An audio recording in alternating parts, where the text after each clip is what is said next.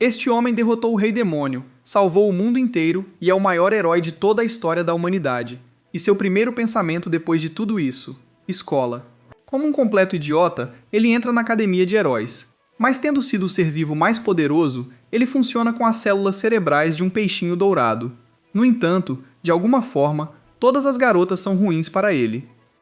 Mas o que exatamente está acontecendo naquela cabeça vazia dele? Antes disso, nosso herói está preso em um confronto final contra o Lorde Demônio, o tipo de luta de raios cósmicos que geralmente termina um shonen de 200 episódios. Eles lançam meteoros, brandem espadas enormes e criam crateras no planeta algumas vezes. Então eles se aproximam, enfiam as espadas um no outro e nosso herói sorri como se tivesse acabado de sair de um turno no Walmart. Mundo salvo, herói desempregado. Ninguém quer me contratar, Norma. Parabéns! Anos depois, nosso MC perdedor, Blade, marcha em direção à Rosewood Academy com o olhar determinado de um homem cujo único objetivo de vida é fazer amigos. Isso é uma chatice. Ok.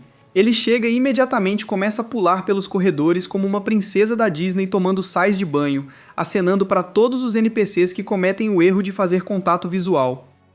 Um pequeno grupo é forçado a se apresentar: Yesuko, Claire, Cassim e Clay, antes que um vilão ruivo chamado Ernest Flaming intervenha para lembrar a todos que isto é uma escola, não um ensaio da Vila Sésamo. Blade se apresenta a essa merda com problemas de raiva, e ela imediatamente fica desconfiada porque Rosewood só aceita futuros heróis, não seja lá o que for. Blade admite casualmente que não se importa em ser um herói, ele só quer amigos. Ernest olha para ele como se ele tivesse acabado de confessar que comeu cola. De repente, esse roqueiro lembra que deveria estar no escritório do diretor há 1 hora e pede informações a Ernest como se ela fosse Siri. Ela relutantemente o leva e Blade chuta a porta como se ele fosse o dono da escritura. Ernest faz uma reverência porque ela tem boas maneiras. Blade não faz isso porque está ocupado cultivando aura na frente da realeza. O Rei Gil dispensa Ernest e esclarece tudo. Toda sua missão é ajudar Blade a recuperar seus poderes, mas Blade só está interessado no poder da amizade. O rosto de Gil sugere que este será um ano letivo muito longo. Blade então aparece na classe avançada, para grande choque de Ernest, e explica que foi atropelado depois de criticar todas as crianças das classes mais baixas durante o vestibular. Ernest imediatamente o acusa de trapacear, porque de que outra forma um imbo tão idiota pula 3 séries? Blade a ignora e começa a se apresentar a todos novamente. Sophie o observa com o olhar mais mortal do prédio. Ernest, ainda com sua teoria da trapaça, o desafia a cortar uma armadura encantada, uma tarefa padrão de classe avançada. Blade vê uma oportunidade de cultivar aura, assume sua postura e não apenas quebra a armadura, mas vaporiza as roupas de Ernest e uma parede centenária no mesmo golpe. Ele tenta explicar que não é uma aberração. Ninguém está acreditando nisso. Várias pessoas estão tomando notas. Mais tarde, no refeitório, Blade se senta em frente a Ernest e os declara amigos após uma refeição compartilhada, Monkey D, ao estilo Luffy.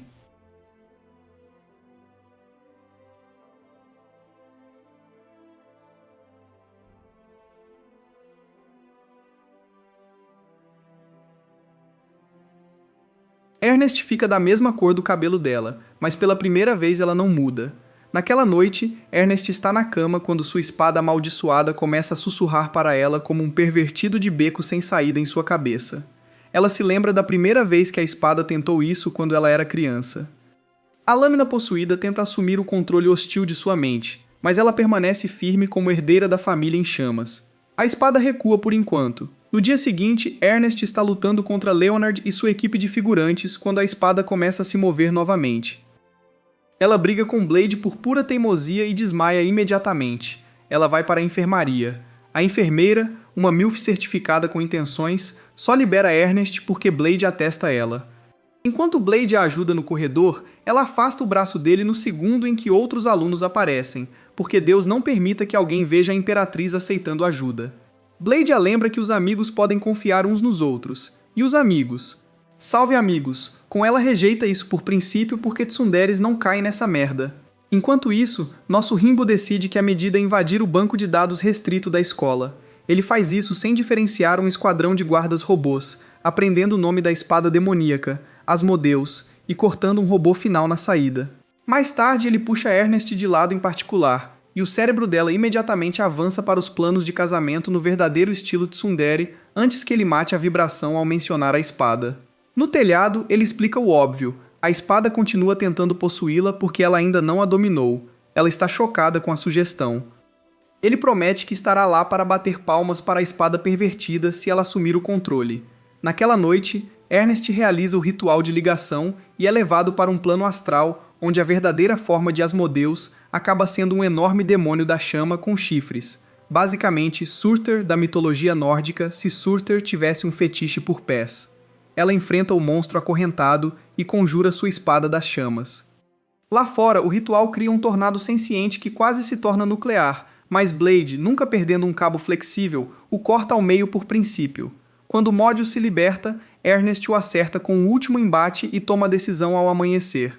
O pilar da magia desmorona, assim como Ernest, agora nu, que cai direto nos braços de Blade, porque é claro que ela cai. Ele treinou a vida toda para essa captura. Ela chega à escola, no dia seguinte curada, radiante e um passo mais perto de entrar em seus DMs.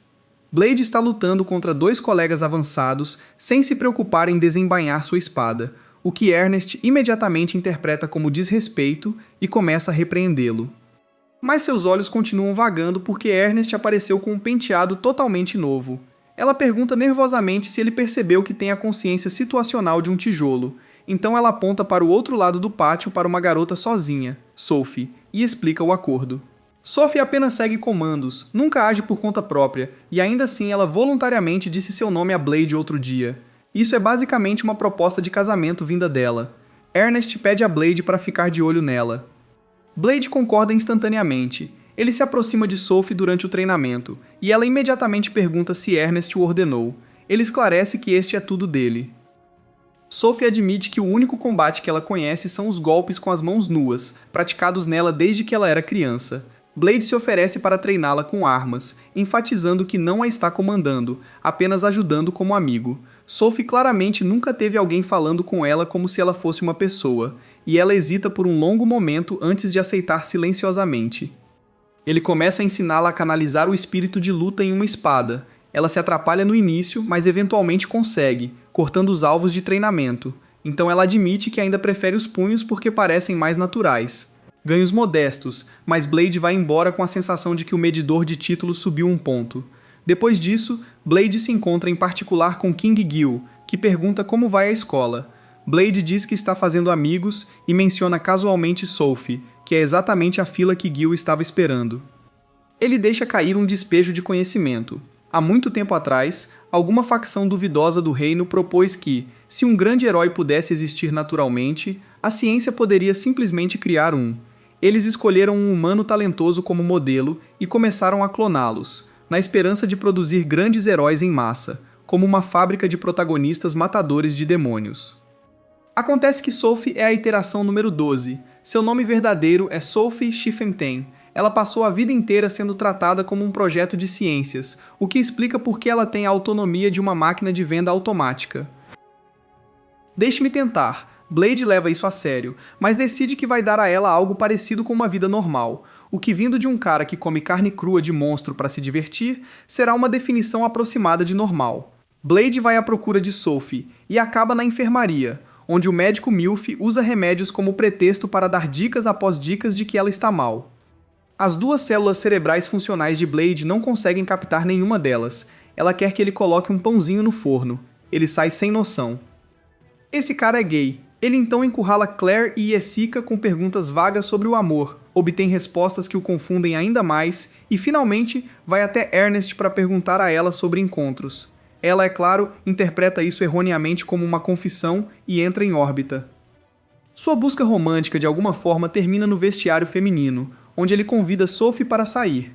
Ela concorda e imediatamente é ensacada e arrastada por seus amigos como um sequestro em um episódio do Looney Tunes. O encontro real acontece sob forte vigilância de Claire, Jessica e Ernest, que estão convencidos de que Blade está a um passo errado de se tornar um criminoso sexual. Claire entrega a Ernest um pedaço de pão especial e Ernest imediatamente tem um ataque de gás alimentar da guerra alimentar que quase acaba com seu disfarce. Enquanto isso, Blade e Sophie escapam, forçando o esquadrão de espiões a correr atrás deles como a CIA mais excitada do mundo. A primeira parada é um café para par fights. Depois, um fliperama, onde os dois destroem casualmente metade do equipamento de jogo por não conhecerem sua própria força, deixando os espiões se desculpando e pagando indenizações. Eles compartilham um momento de silêncio em uma ponte, sem saber que os 3 espiões estão agachados debaixo d'água nas proximidades. De cueca, Blade finalmente percebe a cauda e sugere um atalho para se livrar deles. A parada final é uma fonte na hora dourada. Sophie finalmente derruba a parede e confessa que é uma humana artificial, o que levanta uma sobrancelha. Ela esclarece que foi criada para replicar os poderes do grande herói. Ela dá a ele uma rápida demonstração de sua manipulação da gravidade e então admite o problema. Ela só consegue sustentá-lo por cerca de 10 segundos antes que seu corpo bata como a explosão elemental de um personagem Gentigan. Blade devolve o segredo com um de sua autoria. Ele é o grande herói ou costumava ser. Ele pede desculpas, já que todo o projeto sombrio que deu a Sophie seus poderes amaldiçoados só existe por causa de seu legado. Sophie o choca ao ser quem o conforta. Ela diz que se orgulha de ter sido construída para esse propósito e que quer se tornar como ele. Blade decide não deixar seu passado defini-lo. Eles selam o acordo com uma promessa. Sua origem artificial e seu passe de herói ficam entre os dois. O medidor de títulos acabou de subir para uma faixa de romance. Faixa. A equipe principal está vagando pelo terreno da academia quando Claire e Yeska aparecem flexionando seus novos uniformes personalizados. Prova de que finalmente passaram do status de NPC de fundo para personagens com nomes reais. Eles pedem a opinião de Blade. Em vez de dizer que você fica bem como qualquer ser humano com o cérebro funcionando, ele diz que as roupas parecem frias. Ah, que frio! A vibração é imediatamente bloqueada por Leonard, o lindo garoto simp residente que aparece e começa a olhar para todas as mulheres em um raio de 50 metros. O clima muda quando Ernest anuncia que o rei vai enviar uma fera mágica viva para treinamento prático. Cassim e Clay começam a fazer ajustes na hora.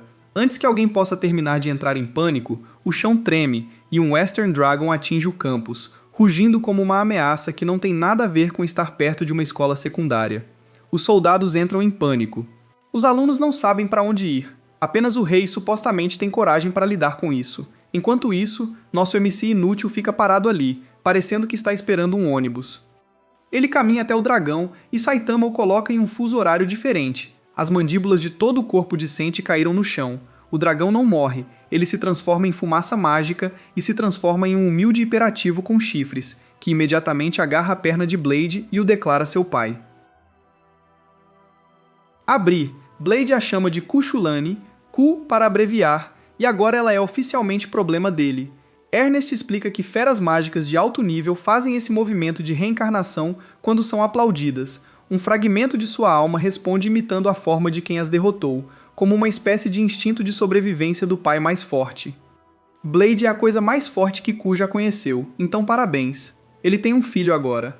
Ku, com a energia de uma criança saltando no Mountain Dew, imediatamente começa a falar na frente de todo o grupo de amigos.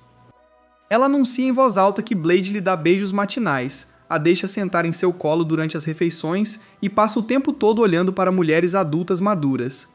Ele está sendo totalmente caluniado por uma criança dragão que ele conhece há 4 minutos. O grupo de amigos está fazendo anotações mentais. Através de conversas com Ernest e Ku, a turma descobre que os dragões são criaturas solitárias, mais resistentes que os humanos física e mentalmente, projetados para viver sozinhos, morrer sozinhos e nunca precisar de ninguém. Ku insiste que ela não precisa de amigos e que Blade é o único que ela precisa. Isso atinge os botões de isolamento de Blade com mais força do que ele esperava, e ele começa a cuidar genuinamente do pequeno Gremlin.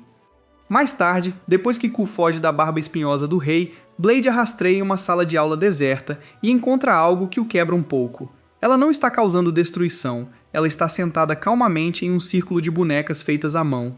Efígies minúsculas e perfeitas de si mesmo, Ernest, Sophie, Claire, Jessica e até Leonard, com personalidades e vozes acertadas com exatidão.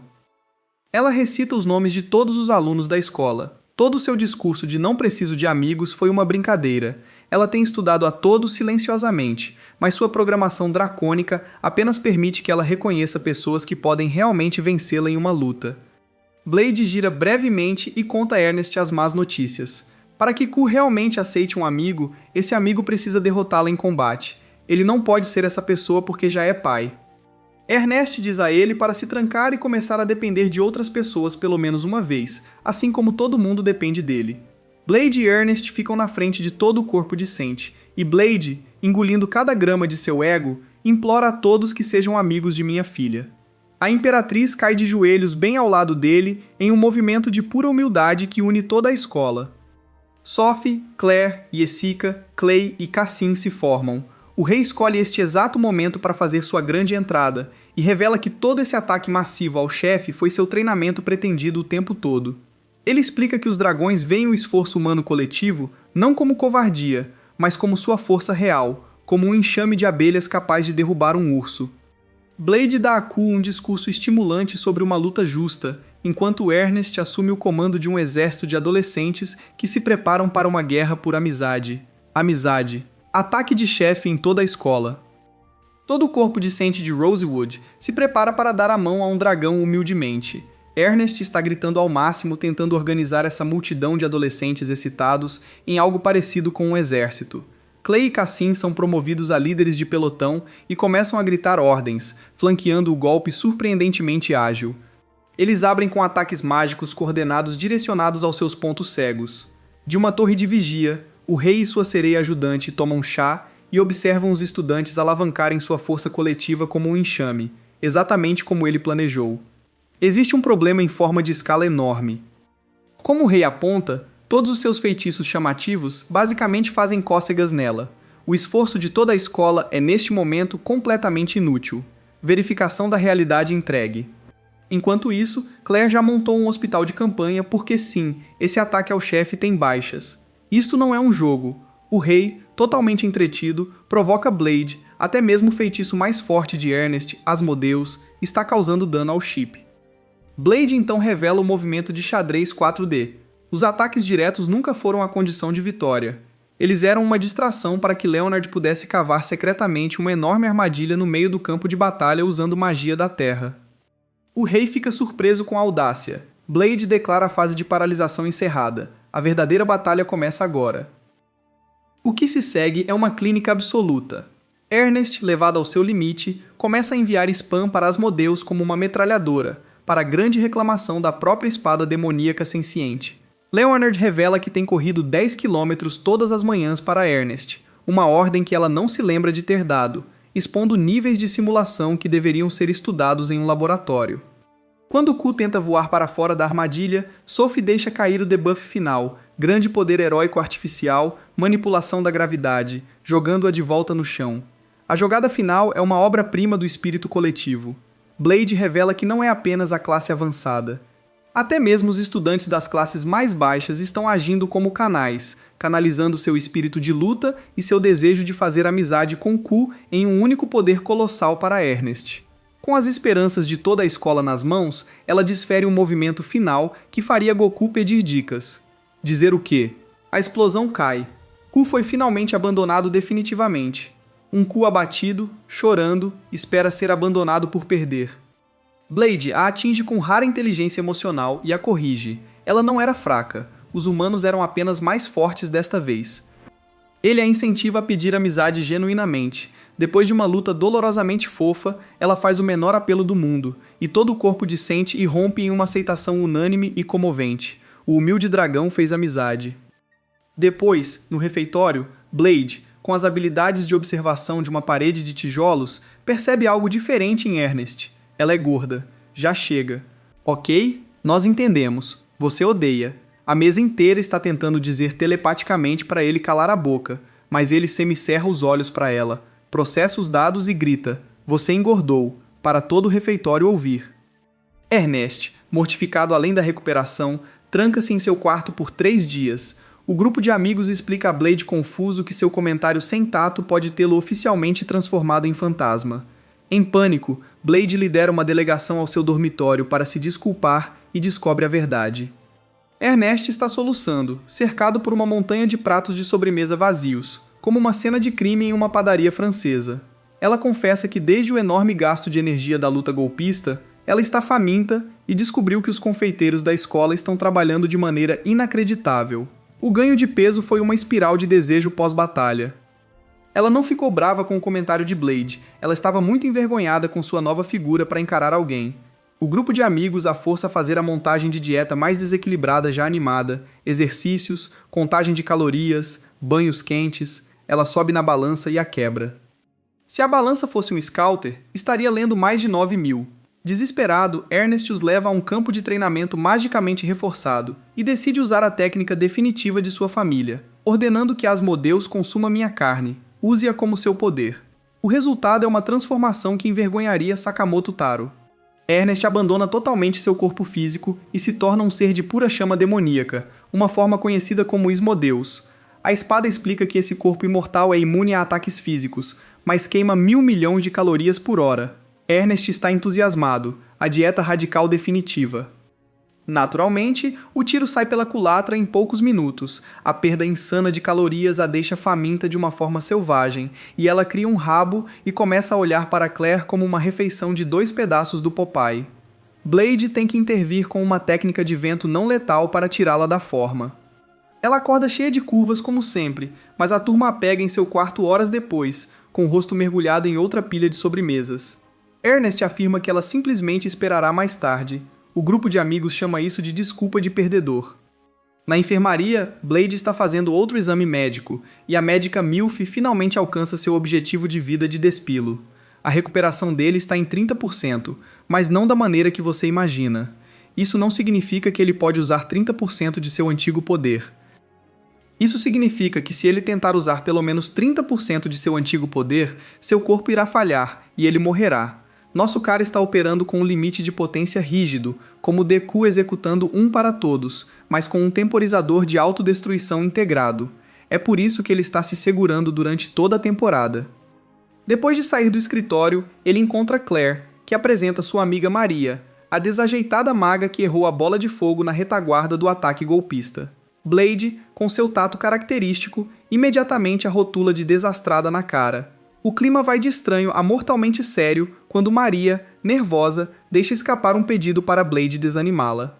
Ela revela que é um demônio da noite, e selada dentro dela está uma fera mágica que está a um passo de se libertar desde que o espírito de luta coletivo da Batalha de Ku sobrecarregou seus circuitos mágicos. Não se trata apenas de poder, é toda uma história trágica.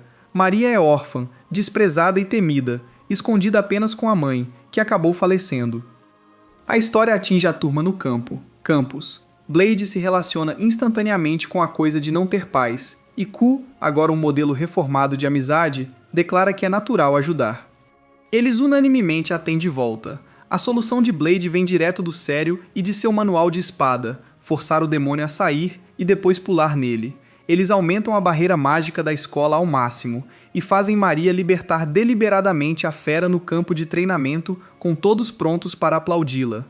É um plano imprudente o suficiente para que possa funcionar. Maria, depositando fé em seus novos amigos, desliga.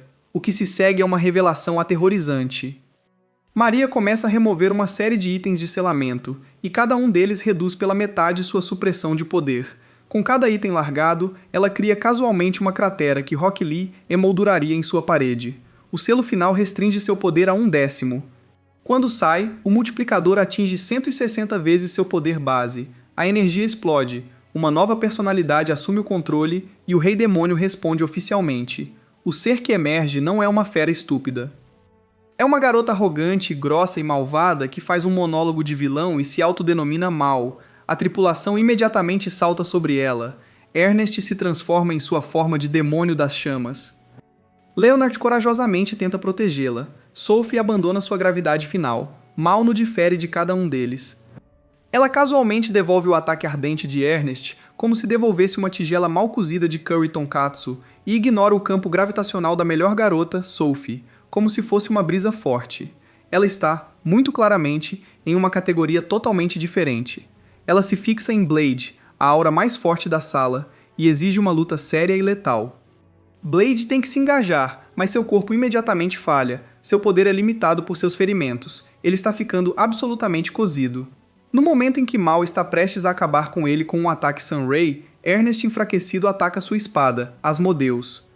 O senciente Blade reclama do contrato limitado, mas concorda em emprestar seu poder a Blade. Sabendo que terá apenas um tiro, Blade canaliza tudo para o demônio sagrado Blade. O confronto é bíblico. Mal fica genuinamente chocado por ser dominado, grita o grito de um vilão derrotado e cai. Blade deixa cair um revestimento frio e depois desaba, tecnicamente morto pela tensão. Ele acorda de cara nas jarras do médico enquanto ela o repreende por ser um idiota grande e gordo que usou seus poderes sem se importar com seu corpo. O custo da vitória foi quase a sua vida. Enquanto isso, Mal se acomodou. Em uma reviravolta hilariante, ela se tornou uma celebridade da escola Tsundere, apelidada de Mal. Ela desenvolveu uma obsessão nada irônica por seu uniforme escolar cheio de babados e não hesita em mostrar o que está por baixo. Pelo menos sabemos que sua cor favorita é roxo. Ela ainda é arrogante e desafia Ku para revanches, mas foi efetivamente castrada e inserida no corpo decente, com o rei assumindo total responsabilidade. Mas o mistério central permanece. O que realmente aconteceu com a verdadeira Maria? Eventualmente, Mal explica que a consciência de Maria está escondida nos cantos mais profundos de sua mente compartilhada, muito traumatizada por uma vida de medo e dúvida sobre seu pai, o Rei Demônio, que ela acredita que os abandonou. Mal nasceu dessa dor como mecanismo de enfrentamento. Em uma cena noturna surpreendentemente terna, Mal, que mentalmente tem cerca de 5 anos, declara que pode estar atraída por Blade e pede-lhe sem rodeios para ser seu companheiro. Deveria ter sido eu, não ele. Não é justo. Uma oferta que ele recusa desajeitadamente. A descoberta vem da amiga de Maria, Elisa, uma pesquisadora genial que desmascara todas as suposições que todos faziam. O pingente de Maria não é o item de selamento. É um dispositivo de gravação. Quando tocado, derrama o chá. Seu pai, o Rei Demônio, os amava profundamente. Ele partiu para enfrentar sozinho um inimigo terrível para mantê-los seguros, sabendo que sua esposa, Amélia, já estava grávida.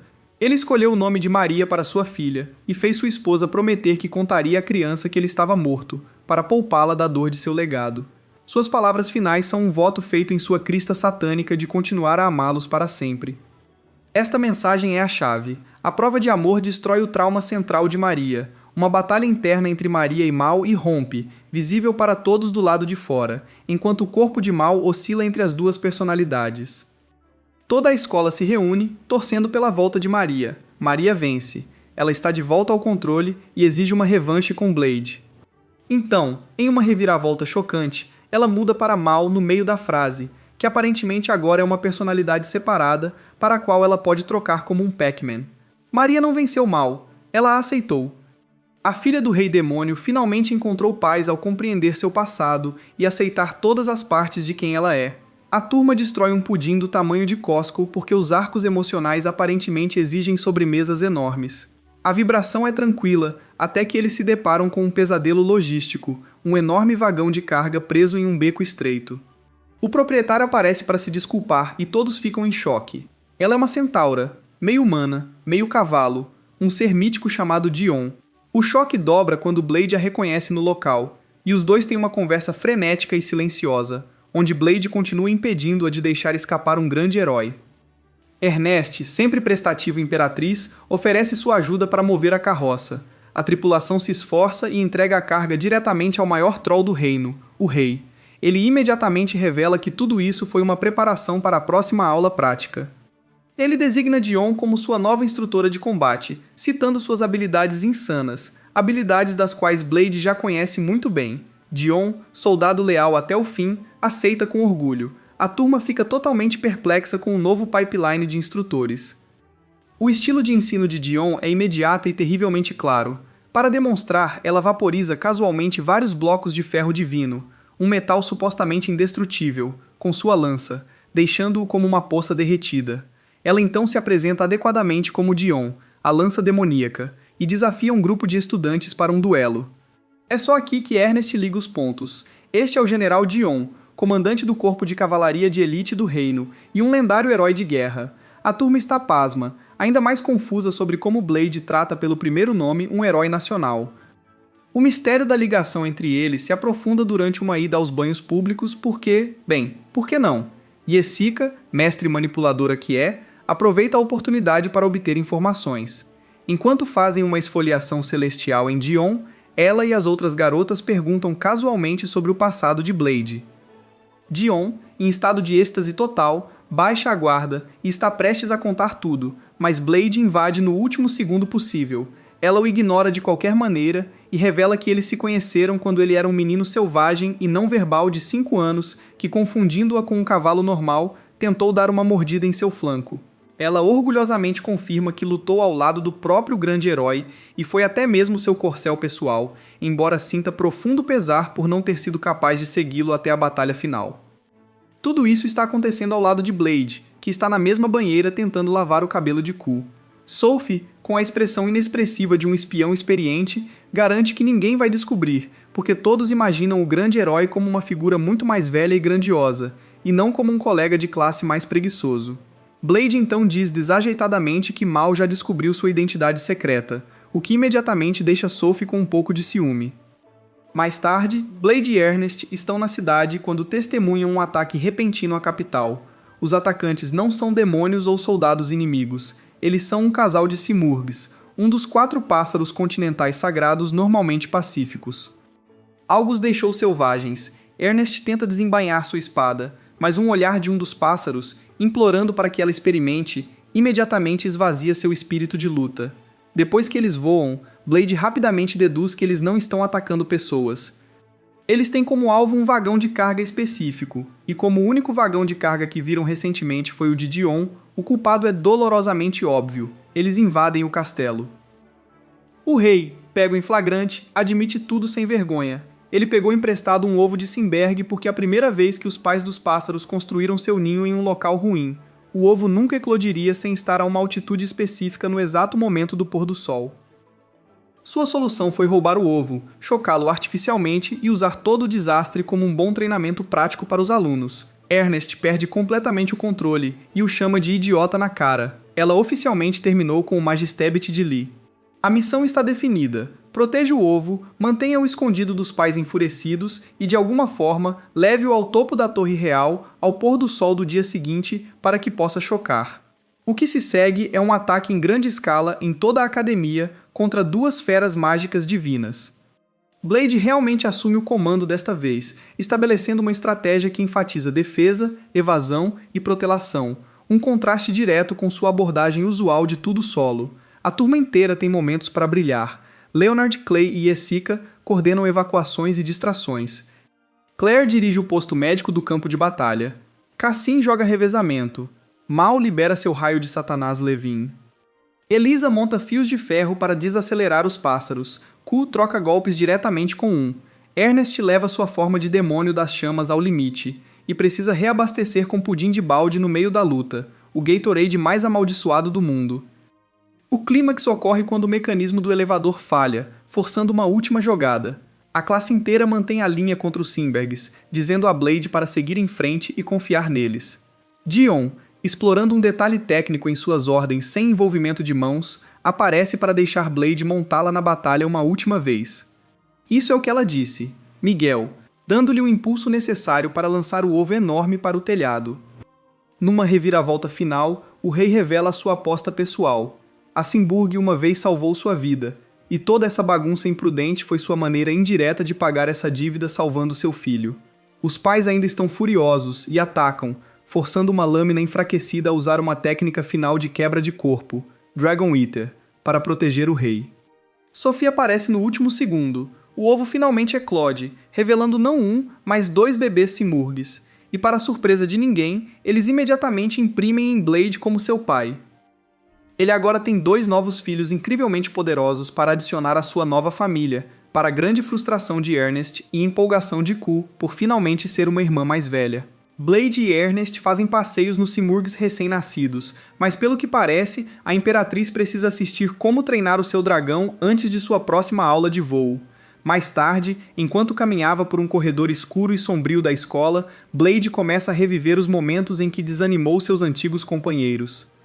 Do outro lado do corredor está Sophie, que o encontra sozinho e o desafia para uma luta intensa. Ela saca seu trunfo, parando o tempo, e por 10 segundos ela desfere uma série de ataques contra seu corpo completamente indefeso. Quando o tempo recomeça, Blade fica totalmente imperturbável.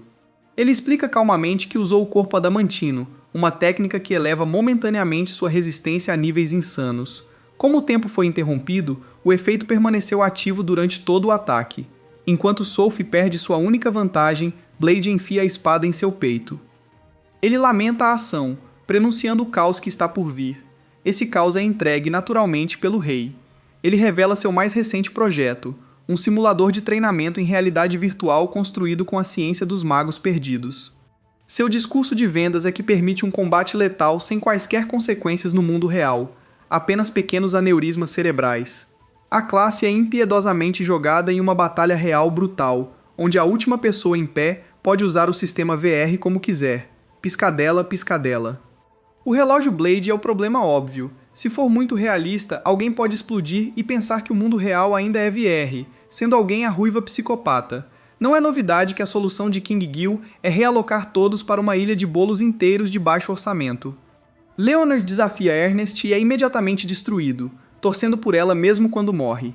O conflito central surge quando Claire e Jessica enfrentam seus habituais sparrings, Clay e Cassim. Os meninos, confiantes demais de vencer sempre, ficam completamente encorpados. Essa perda destrói toda a sua visão de mundo e os leva a uma espiral de desespero tão profundo que eles começam a evitar as meninas. Blade, sem surpresa, vence toda a batalha real com um ataque cortante tão rápido que ninguém percebe. Terminada a sessão, Blade ganha o direito de projetar o próximo cenário de treinamento em VR. Sua criação é uma coisa de gênio sádico, uma masmorra de pesadelo cheia de demônios ferozes, pisos com armadilhas e um chefe final renascendo especificamente programado para ser o próprio rei. Ele define a punição do rei até o anoitecer e vai almoçar, deixando o monarca morrer repetidamente em um inferno que ele mesmo criou. Detentor do recorde mundial de speedrun por vingança mesquinha. De volta à escola, Cassan e Clay continuam evitando as meninas. Eles até sentam no canto mais distante do refeitório. Blade aponta sem rodeios o motivo pelo qual eles perderam. Eles ficaram preguiçosos com o treinamento. Claire se sente mal e tenta consolá-los, mas apenas torce a faca mais fundo. Depois de todo o treinamento intenso, a turma tenta relaxar no novo grande balneário da escola. Ernest é muito tímido para ser visto de maiô, e Esuka aponta o óbvio. Ernest quase sempre está nu de qualquer maneira. O rei chega completamente nu, aliás, gritando que todos também deveriam estar completamente nus, e é quase certo que é por isso que ele encomendou toda esta casa de banhos. No entanto, a desesperada missão de alterar a constituição do monarca Aro para espiar as meninas é frustrada pelo respingo de água oportuno de Siren. Blade, sendo emocionalmente mais denso do que o Deus de Ferro com quem treina, finalmente pergunta aos meninos qual é o problema deles. Depois de rodeios, eles confessam, eles têm uma queda por Jessica e Claire, respectivamente. Toda sua autoestima estava ligada a ser mais forte do que as garotas de quem gostam, e perder destruiu a ilusão. Ku, valendo-se de sua sabedoria dracônica, dá conselhos genuinamente terríveis. As mulheres são atraídas por homens fortes, ficam mais fortes e estarão em cima de você, o que é, claro, exatamente o que sua frágil masculinidade precisa ouvir. Eles imediatamente exigem treinamento especial de Blade para superar as garotas e prometem confessar seus sentimentos assim que vencerem. Enquanto isso, as meninas têm sua própria reunião, igualmente confusas sobre o motivo pelo qual os meninos estão fora de forma. Eles consideram jogar a próxima partida para se sentirem melhor, mas Sophie e Ernest vetam a ideia instantaneamente, sabendo que seria ainda mais constrangedor. Ku, mais uma vez, oferece-lhe um excelente conselho ao contrário. Os homens são atraídos por mulheres fortes, ficam mais fortes e estarão em cima de você. Embora Jessica e Claire insistam que não veem os meninos dessa forma, elas decidem levar a sério. Com o treinamento secreto de Sophie, Maria e as outras garotas, elas se fortalecem com energia espiritual de gelo e relâmpago. A revanche está marcada. Blade treinou os meninos para usarem conscientemente o espírito de luta que sempre tiveram subconscientemente, e Cassim até desbloqueia a energia espiritual do vento. Por um momento brilhante, parece que o arco de inicialização do shonen pode realmente valer a pena. Então as meninas contra-atacam perfeitamente. Claire usa uma técnica de fogo ensinada por Ernest, e Jessica dá o golpe final. Os meninos perdem novamente, mas desta vez o resultado é diferente. Humilhados, mas não quebrados, eles aceitam a perda com graça, agradecendo às meninas por não terem pegado leve com eles e prometendo ficar mais fortes de verdade. É um momento genuinamente maduro até que Ernest explode totalmente. ela começa a gritar com ele sobre sua mentalidade estúpida de só se sentirem dignos de amor quando são mais fortes do que a pessoa de quem gostam. É um discurso válido que clama que toda a força equivale ao tropo do valor romântico. O triângulo amoroso não tem uma resolução clara, mas todos estão em um caminho melhor. Os meninos foram chamados. As garotas provaram que sua força não é um acaso, e Blade permanece felizmente inconsciente de cada emoção humana que gira ao seu redor, provavelmente já pensando em sua próxima refeição. As meninas estão arrulhando para um robô estranho e macio, parecido com um ovo, que encontraram no campus. Ele está parado ali imóvel há cerca de uma semana. Claire está especialmente apaixonada, achando-o agradável, suave e incrivelmente fofo. Eles especulam por um tempo e concluem que deve ter algo a ver com Blade. A intuição dele se mostra correta quando o levam a isso, mas a reação dele não é a que eles esperam. Blade para de meditar e, sem hesitar um momento, vaporiza-o instantaneamente a queima-roupa com um comedor de dragão. As meninas ficam horrorizadas. Blade está apenas irritado.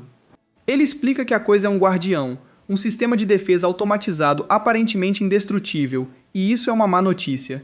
Ele claramente teve desentendimentos desagradáveis com isso antes. O guardião, é claro, se reforma quase instantaneamente. Mas desta vez foi aprendido. Ele analisa a psique humana masculina e adota uma nova forma projetada especificamente para despertar instintos protetores, considerando Ernest como um modelo. O resultado é uma linda garota de cabelos prateados que se apresenta como Iona. A resposta de Blade a esta implantação tática de waifu é imediatamente enviar spam para Dragon Eater mais 4 vezes consecutivas. Os ataques causam mais danos às roupas da garota do que a Iona. Ernest enlouquece completamente e o chama de péssimo superorganismo por bater em uma garota. Blade está perplexo. Essa coisa literalmente tentou aplaudi-lo inúmeras vezes. Através de um interrogatório caótico, chega a história hilariante completa. Iona era a guardiã da Biblioteca Real de Livros Proibidos.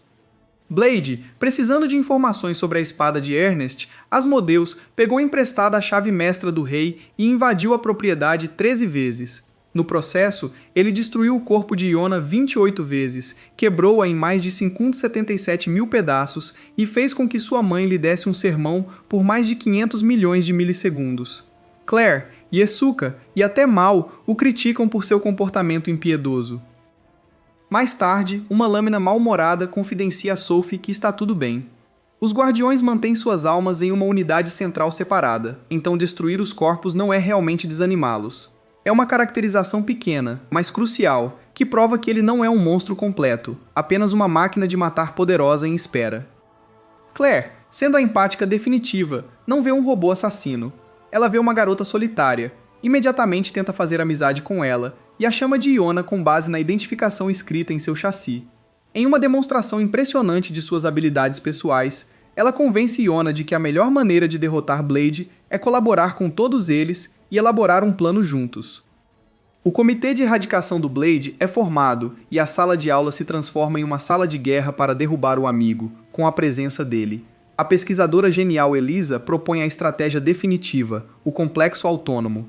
Eles cortarão fisicamente a conexão de Iona com seu computador-mãe e instalarão sua alma diretamente no núcleo de seu corpo, tornando-a verdadeiramente mortal. A teoria é que Blade, sabendo que agora pode realmente morrer, hesitará em usar todo o seu poder. A escola inteira, entusiasmada com o drama, observa o início da batalha. Iona começa forçando Blade a controlar antes de começar a trabalhar. Barragens voam de todos os ângulos, já que Blade só pode defender. Diante de um oponente frágil e determinado, ele não consegue usar nenhuma técnica que possa prejudicá-la seriamente, e Iona, com sua análise de combate perfeita, explora todas as aberturas. Para surpresa de todos, ela vence. Blade admite a derrota, mas o W é vazio. Com seu objetivo principal concluído, Iona experimenta algo parecido com o esgotamento. Pior, ela revela o terrível problema de sua recém-descoberta independência. Todos os guardiões têm uma contagem regressiva de autodestruição integrada que é ativada se eles ficarem sem uma cadeia de comando por muito tempo, uma medida para evitar ataques furiosos. Ela tem pouco mais de 84 horas de vida. Seu plano é vagar e explodir sozinho, mas o grupo absolutamente não aceitará isso. Blade, sentindo-se responsável, concorda em se tornar seu mestre para parar o cronômetro. Funciona, mas por pouco, diminuindo a contagem regressiva para 1/10 de sua velocidade, em vez de interrompê-la. Eles agora têm menos de um dia. Iona, agora atuando como uma empregada obediente de seu novo mestre, tenta aproveitar ao máximo suas últimas horas. Isso desencadeia uma rivalidade inesperada com Sophie, que aponta, com emoção incomum, que Iona está roubando traços de seu caráter. Seu rosto inexpressivo, sua espera por comandos e seu status de padrinho. Sophie se sente substituída e desvalorizada, leva a uma série de confrontos desarmados absurdos, a batalha do golpe duro. É hilário, mas também culmina em uma noite tranquila, de coração a coração, onde os dois seres artificiais solitários se unem por meio de suas experiências compartilhadas de isolamento e sua conexão com Blade. Eles se tornam amigos genuínos. Em seus momentos finais, eles fazem uma festa para ela, e todos participam de uma montagem de brincadeiras. À medida que os segundos finais passam, a Iona faz um discurso de despedida choroso para cada um de seus novos amigos, agradecendo-lhes por ajudá-la a se sentir humana. Ela se agarra a Ernest, finalmente admitindo que está com medo e não quer ir. O grupo promete que nunca a esquecerão, então nada acontece. A contagem regressiva chega a 0 e nenhuma explosão ocorre. Naquele exato momento, Blade casualmente volta reclamando que não sobrou comida da festa de despedida.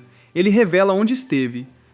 Ele foi até a biblioteca para encontrar o computador mãe de Iona e a convenceu com um pouco de sua força bruta característica a restabelecer a conexão de Iona e cancelar a ordem de autodestruição. Ele resolveu a raiz do problema, em vez de apenas tratar o sintoma.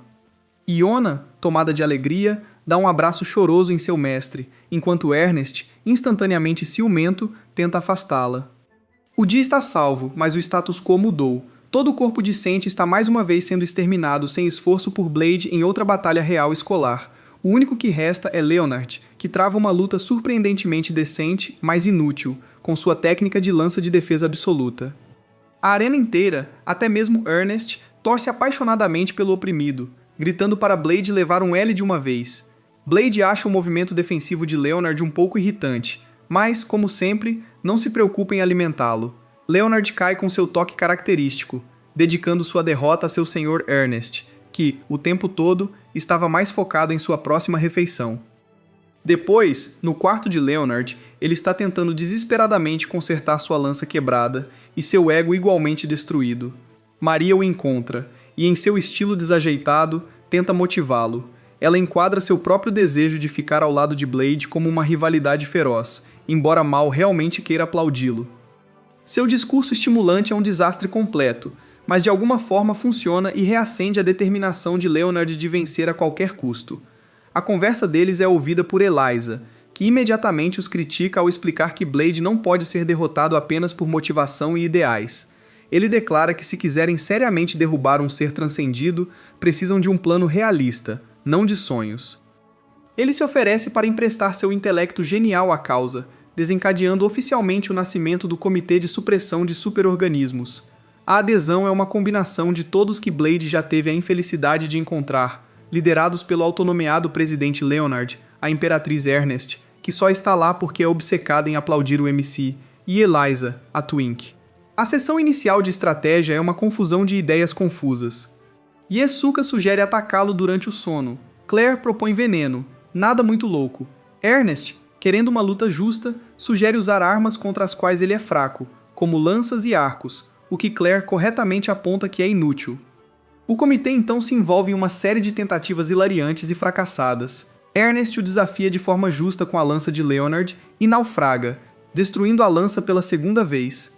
Yesaka tenta o ataque do sono, mas é automaticamente interceptado e neutralizado por Iona, que está programada para proteger o mestre até mesmo de seus próprios amigos. Leonard experimenta sua nova e aprimorada lança de armadura completa e fica encorpado em segundos. Talvez a lança durasse mais se ele parasse de remendá-la com fita adesiva. No almoço, Mal tenta derrotar Blade com uma introdução dramática de vilão, apenas para ser nocauteado no meio do monólogo.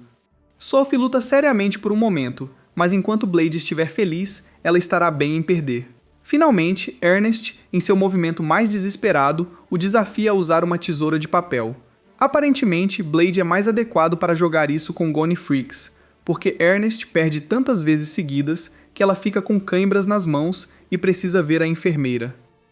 Ela então tenta uma série de competições de resistência com comida picante e tolerância ao frio, perdendo todas. Após a 11ª sessão fracassada, o comitê perdeu completamente o controle. Eliza os lembra que a única vez que Blade admitiu a derrota foi contra Iona, quando sua vida estava literalmente em risco. Com a única célula cerebral que todos compartilham, eles finalmente percebem que a única estratégia que funciona é fazer um refém. Nasce a Operação Take the MILF Hostage. Leonard, Clay e Cassim desempenham o papel de terroristas e tomam como refém o professor da turma de cura, exigindo a rendição completa de Blade. As meninas então ficarão preocupadas e a culpa o fará desistir. Tudo sai dos trilhos imediatamente quando a médica usa isso como uma oportunidade para viver sua fantasia de ser resgatada por Blade. Como não levaram em conta isso, todas as meninas correram para a zona de reféns para também serem mantidas em cativeiro. Aparentemente, todo mundo quer ser a donzela em perigo. A coisa toda se transforma em puro caos enquanto eles discutem sobre quem é o mais grosso e mais merecedor de ser. O verdadeiro refém, o médico, fica entediado com toda a encenação e os abandona para molestar outras crianças. Blade e Q assistem a tudo com verdadeira confusão. Q, valendo-se de sua sabedoria de dragão, define refém como alimento não perecível. Blade aceita essa explicação e ainda não entende. As meninas gritam por socorro, mas ele está muito ocupado pensando no que elas querem dizer com terroristas e alimentos não perecíveis. Os terroristas finalmente explodem e revelam que sua verdadeira exigência é que Blade diga "Tio". Blade revela casualmente que sabia que eram eles desde o início, eles nem sequer trocaram os uniformes escolares. Eles dobram a aposta na ameaça dos alimentos não perecíveis e Blade compra. Numa explosão de tesão, Cassan aproveita o momento para apalpar a Imperatriz e Claire, que não perde tempo em retribuir com força física letal. Cansado, Leonard faz refém e exige a rendição de Blade. Blade desencadeia sem esforço um ataque de vento preciso que destrói as armas e roupas do garoto. Acontece que não são apenas as roupas femininas que ele destrói. Depois de se fartar de dramatizações do dia, ele e Q saem com expressões de satisfação. Todos os outros permanecem totalmente derrotados. Na 34ª sessão do Comitê de Supressão de Superorganismos, eles não estão mais perto da vitória, mas o seu espírito está notavelmente inquebrantável. Leonard e Ernest prometem nunca desistir até alcançarem o seu sonho. Um grupo de estudantes está comemorando um aniversário. Blade, observando as festividades com a cabeça inclinada, abandona a pergunta que deixa Ernest paralisado. O que é um aniversário? É um momento que redefine toda a sua existência. Ele não tem noção de um dia dedicado a celebrar sua própria vida. O grupo imediatamente tem a missão de lhe dar uma festa, mas eles se deparam com um grande obstáculo. Ninguém sabe seu aniversário real ou mesmo sua idade exata. Dion revela que quando foi encontrado já conseguia ficar de pé e andar, então presumiram que ele tinha 1 ano de idade. Eles calculam que ele tem atualmente 17 anos, usando o dia em que foi encontrado como substituto. Sophie teoriza que desde que ele foi encontrado segurando uma espada, foi assim que ele ganhou seu nome, Blade. Isso leva à especulação hilariante de que ele se chamaria Lance ou Club se estivesse segurando outra coisa. Ele poderia ter sido o herói da colher. O próximo problema é o presente. A primeira sugestão desastrosa de Ernest é sua comida favorita, curry tonkatsu. O monarca Aro, que os observa como sempre faz, aceita a sugestão como um animal mágico em frenesi e anuncia que eles devem comer curry tonkatsu real especial. Ele faz isso reunindo toda a turma para um exercício de treinamento prático na despensa real, um enorme ecossistema magicamente ampliado sob o castelo, abastecido com alimentos que estão ali desde a Era dos Deuses. Naturalmente, há um problema. Todas as plantas e animais tornaram-se selvagens e violentos. A verdadeira intenção do rei é que os estudantes eliminem a população. As portas dos fundos estão acorrentadas, e Siren diz que eles só podem sair quando comerem coletivamente 11.300.000.000 de calorias com Ernest presente, embora isso deva ser feito em menos de uma semana, no máximo. Blade responde instantaneamente que este é um trabalho para guerreiros de nível heróico, não para estudantes. Ernest, o superdotado, começa a gritar, e todos eles atacam.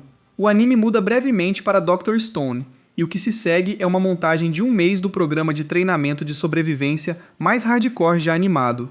A turma se organiza rapidamente, construindo um acampamento fortificado, matando monstros terríveis e assando-os. Eles se tornam uma máquina bem lubrificada. Leonard e Jessica atraem criaturas para armadilhas. Claire é perseguida por sua carne mais saborosa. Mal e Ku exterminam os inimigos com raios e fogo.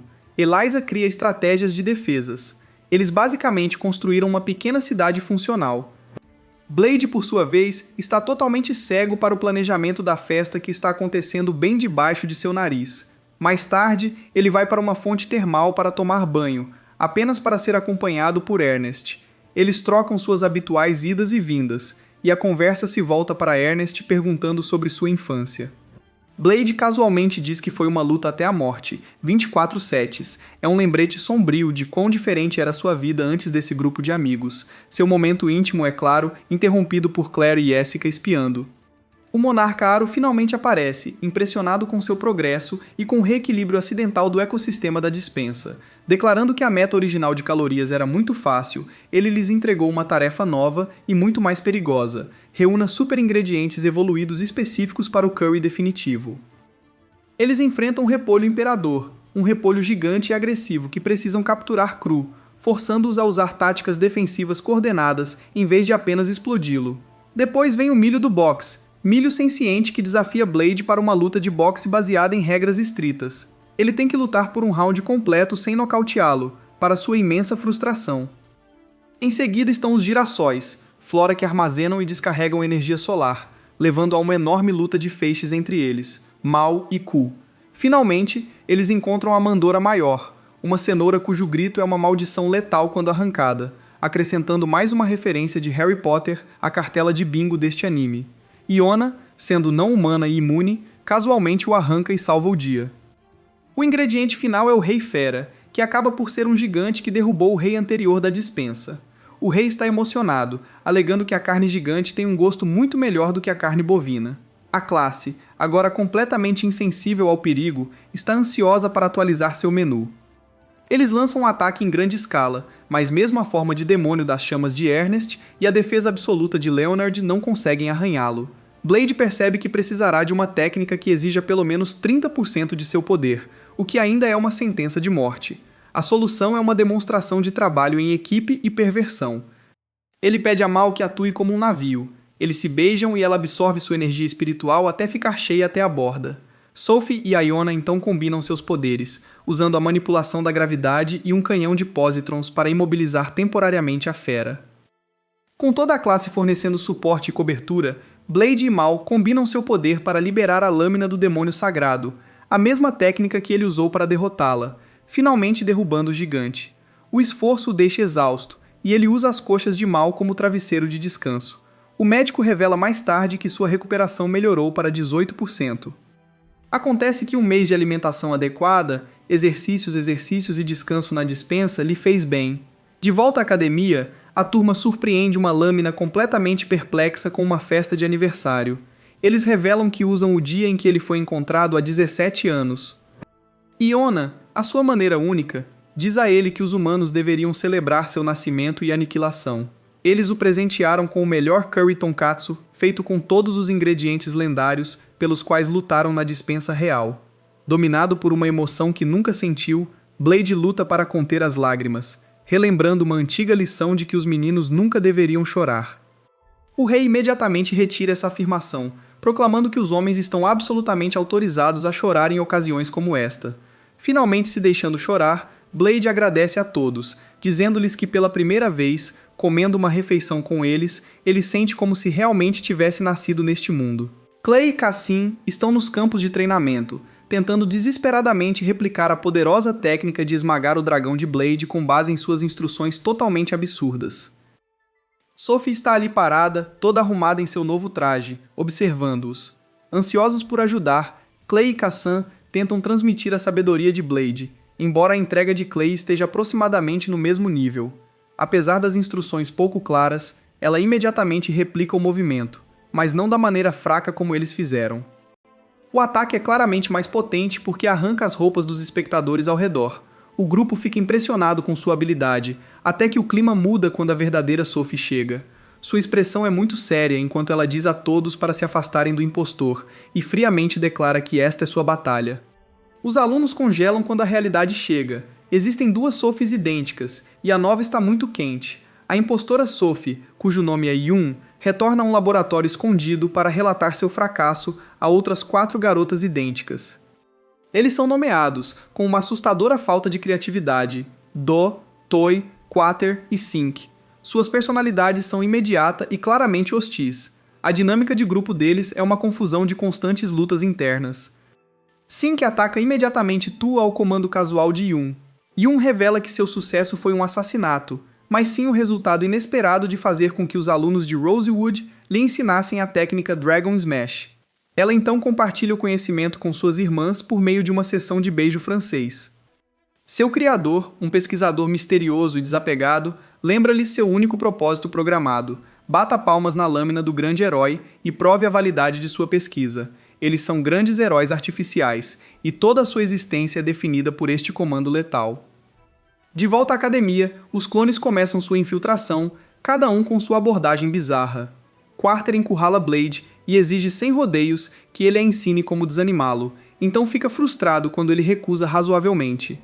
Quando ele se vira e sugere que ela tente fazer isso sozinha, ela dramaticamente diz a ele para desanimá-la e inesperadamente leva a mão ao peito dela. Blade, naturalmente, não perde a oportunidade de apalpá-la. O momento íntimo deles é interrompido pela chegada da verdadeira Sophie. O grupo está lentamente começando a perceber que algo está muito errado, mas sua percepção é completamente distorcida por sua própria rotina diária de tentar derrotar Blade. É necessária uma perspectiva externa de um estudante normal e sensato chamado Althea para apontar o que é extremamente óbvio: os clones são assassinos. A moeda finalmente cai para a Imperatriz Ernest, que finalmente usa seu único cérebro para deduzir que Blade está sendo o alvo. Sophie chega naquele momento e observa secamente que acabou de perceber que nenhum deles havia descoberto isso ainda, claramente superestimando as habilidades dedutivas de sua amiga. Um jogo caótico e hilário de golpear uma toupeira começa quando o recém-formado comitê anti-assassino tenta lidar com os 5 assassinos sem, você sabe, realmente deixá-los ter sucesso em seu objetivo principal. O primeiro plano deles é atrair o clone mais facilmente distraído, Sink, para uma simulação de realidade virtual. Eles criam um cenário onde ela finalmente consegue destruir Blade, deixando-a de muito bom humor. O plano funciona perfeitamente até que ela acidentalmente sai da simulação e encontra o Blade real e muito vivo, enviando-a para um prédio apocalíptico de fúria que quase destrói o prédio da escola. Iona é forçada a usar métodos pouco ortodoxos, provocando o orvalho furioso e afundando com piadas antigas e mal compreendidas sobre sua mãe para atraí-los para uma armadilha. O plano final é uma emboscada coordenada em grande escala. Ernest mobiliza um esquadrão de estudantes de classe baixa, garantindo-lhes que não há problema em fazer tudo porque os alvos são tão difíceis quanto Sophie. Blade os apoia com uma exibição surpreendente de magia de área de efeito, mas não é suficiente. Os 2 clones combinam seu poder para formar um buraco negro literal, uma técnica tão perigosamente instável que Iona observa calmamente que não se dissipará por conta própria e consumirá tudo. Faltando apenas 10 segundos para a catástrofe total, a verdadeira Sophie chega e usa sua manipulação da gravidade em uma exibição de tirar o fôlego para conter o buraco negro. Exausta, ela perde a consciência logo depois. Os outros clones, liderados por Yun, parecem agarrar suas irmãs e saltar. Yun e Blade se encaram preparando as batalhas que virão. Na enfermaria, Sophie em recuperação finalmente explica tudo. As meninas são suas irmãs, espécimes do mesmo projeto abandonado de grande herói artificial, criado por meio de clonagem e posteriormente modificado com perigosos implantes de herônio. Ao contrário dela, que foi resgatada pelo rei, eles nunca foram salvos e foram criados apenas para serem armas. Sua programação neural é absoluta. Seu único propósito é superar e reviver o grande herói. Eles não podem desobedecer ordens e têm uma expectativa de vida muito curta e dolorosa devido às suas modificações imperfeitas e apressadas. Blade, com sua simplicidade e gentileza características, diz que também quer ser amigo deles e expõe a ideia idealista de Ernest de matricular todos eles na escola. Sophie conta a verdade comovente. Isso não pode acontecer. A constatação faz Sophie chorar pela primeira vez. Eles são prisioneiros da sua programação, nascidos com um único propósito que não podem desafiar, e as suas vidas são medidas em dias, não em anos. Sophie sai do hospital com apenas um bilhete deixado para trás. A Imperatriz Ernest está em um confronto furioso com o rei, tendo acabado de receber a notificação formal de Sophie sobre a retirada da academia. Ela está furiosa, exigindo saber por que ele não a impediu. O rei, falando sério pela primeira vez, explica que, embora os alunos matriculados tenham o direito de receber instruções para se tornarem heróis, eles também são livres para desistir quando quiserem. Não é seu dever impedir quem vai embora, comparando isso a uma criança que acaba saindo do ninho dos pais.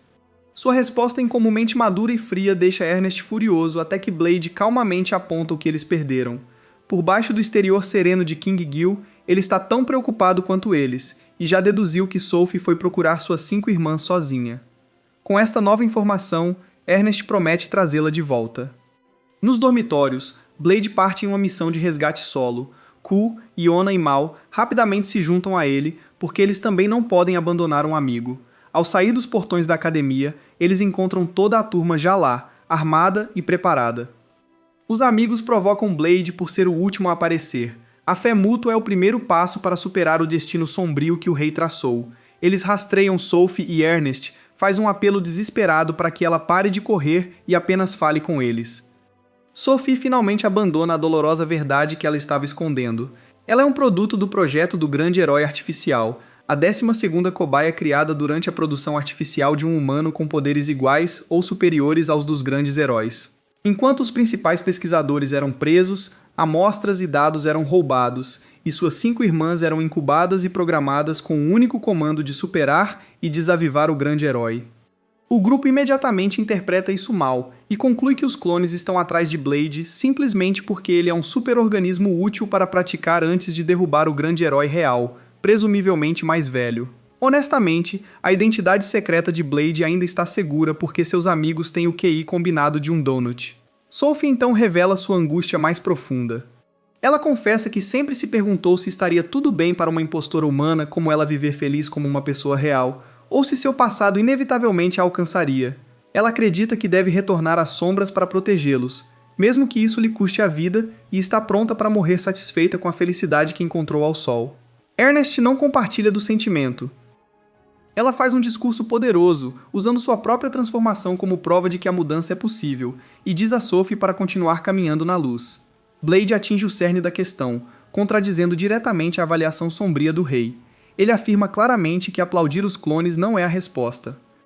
Quando Sophie insiste que é impossível devido à sua programação neural absoluta e à expectativa de vida tragicamente curta, Blade não oferece um plano. Em vez disso, ele declara sua intenção de salvar as irmãs de Sophie, e depois pede que ela lhe dê a vida. Sem um momento de hesitação, ela concorda, e a compreensão silenciosa deles deixa Ernest corado e confuso. A missão está definida, eles vão salvá-los. Eliza rapidamente formula um plano desesperado. Eles atrairão os clones para uma armadilha com uma carta de desafio, sabendo que sua programação força uma resposta. Blade lutará contra eles sozinho, não para vencer, mas para suportar seus ataques e esgotar completamente sua energia.